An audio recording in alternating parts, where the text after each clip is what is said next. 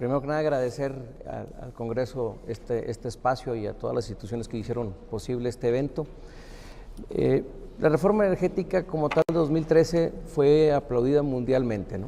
Desgraciadamente con la entrada del gobierno federal, este gobierno que está actualmente, desde antes de entrar en posesión, tuvo un franco oposición a varios de los temas que trata esta reforma.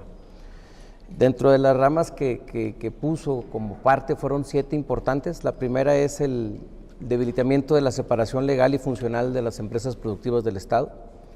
La segunda, que impactó mundialmente, pero por algún extraño motivo no ha tenido tanto impacto, es la cancelación de las rondas o subastas de temporadas abiertas para energías limpias. El tercer punto fue el debilitamiento de los órganos reguladores. Posteriormente aplicó una ralentización o alentó el otorgamiento de permisos. Hubo una presión sobre el SENACE para no actuar como operador independiente y una presión a CONAMER y por último la cancelación de varios proyectos privados. De eso la Corte ha tenido papel, como ahorita hace días vimos, los ministros tienen presiones. Un ministro acaba de decir que el gobierno anterior lo presionaba por otros temas. Me imagino que pasan exactamente lo mismo, finalmente son titulares de poderes que se tratan de equilibrar entre sí. Sin embargo, ha sido el acuerdo del SENACE del 29 de abril, en el que se garantiza la eficiencia, calidad y confiabilidad, continuidad y seguridad del sistema eléctrico nacional con motivo del reconocimiento de la epidemia o pandemia que vivimos, el SARS-CoV-2, el decreto NALE, que se conoce al Acuerdo sobre Política de Confiabilidad, Seguridad y Calidad del Sistema Eléctrico de mayo del 2020 y el aumento en tarifas de porteo en junio del 2020. Ahora vienen también las reformas a la Ley de la Industria Eléctrica publicadas en el Diario Oficial en el 2021 y esto viene ya como una cereza del pastel por el tema de la reforma constitucional. El papel de la Corte ha sido importante dependiendo del acto. En el caso de la cancelación de subastas de energías limpias, pues el agravio básicamente fue que a la sociedad nos pone un tema de energía más cara y sucia con la quema de energía fósil. Posteriormente, no hubo una reactivación de ese tipo de rondas, lo cual pareciera que nos afecta desde el punto de vista ambiental y creo que deberíamos de impulsar ese tema y la Corte va a tener que decidir sobre eso.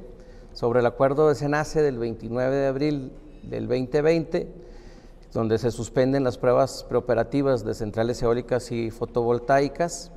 El agravio básicamente era que no se garantizaba el acceso abierto y no discriminatorio a las redes de transmisión y distribución, había una invasión de competencias exclusivas de la CRE y el acuerdo es omiso en cuanto a la temporalidad de medida. También en este tema hubo un amparo que dejó sin efectos dicho acuerdo y se publicó en el Diario Oficial el 16 de junio del 2021.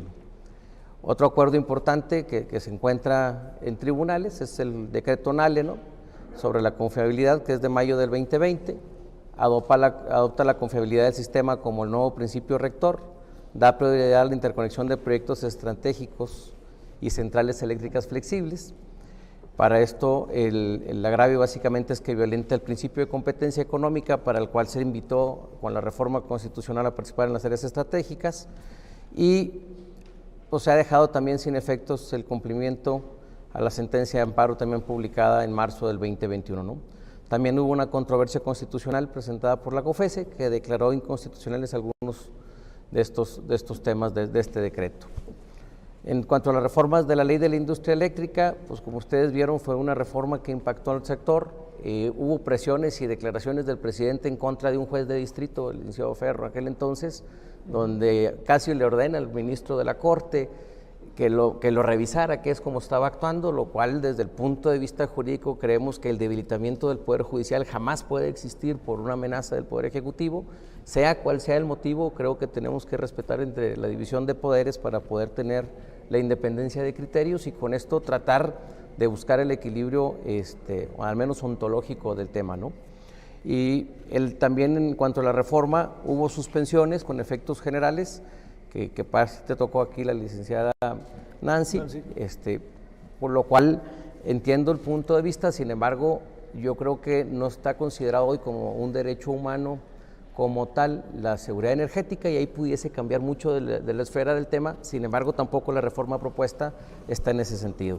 Y básicamente la Corte se ha mantenido al tema. El último acuerdo del cual no hubo suspensiones fue el acuerdo de Procener, y ahí Greenpeace tuvo una suspensión provisional, pero finalmente quedó sin efectos en la suspensión definitiva, se negó y sigue pendiente la resolución del juicio de amparo. Básicamente son los antecedentes que tenemos y creo que esto nos va a servir como un parámetro para cuál va a ser la posición de la Corte en las decisiones en caso de que se autorizara esta reforma. Y en caso de que se lleve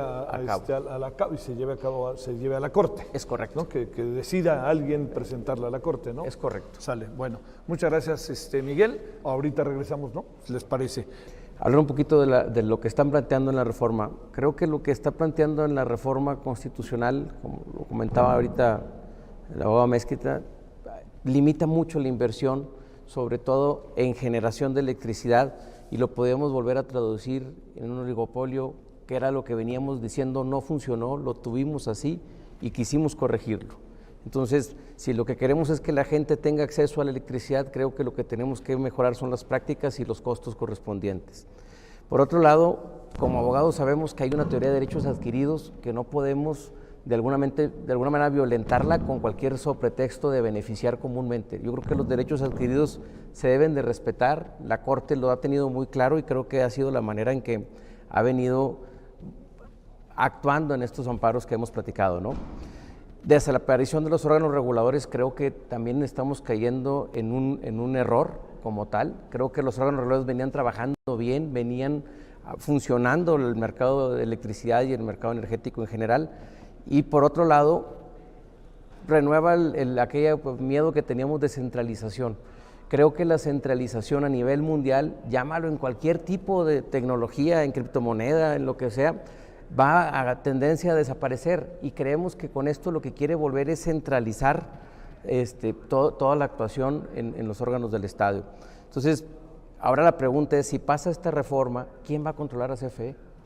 Si no hay órganos reguladores, si vamos a desaparecer a los demás, o CFE va a ser lo que venía siendo, como venía siendo antes de la reforma eléctrica, que tenía sus deficiencias y que vimos que nunca pudo superarlas. Entonces, cuando tenemos la oportunidad hoy de poder superar este tema, creo que estamos regresando a un tema, digamos que de chiflazón, de que si los jueces no me dejaron, lo voy a hacer constitucionalmente, y creo que eso es donde no debemos de caer, porque creo que mandamos una señal muy equivocada a todo el mundo y en particular a los propios ciudadanos que hemos confiado en los poderes del Estado. Pero yo creo que dejamos ya los debates particulares de cada una de las cosas, Javier, al momento de la siguiente ronda.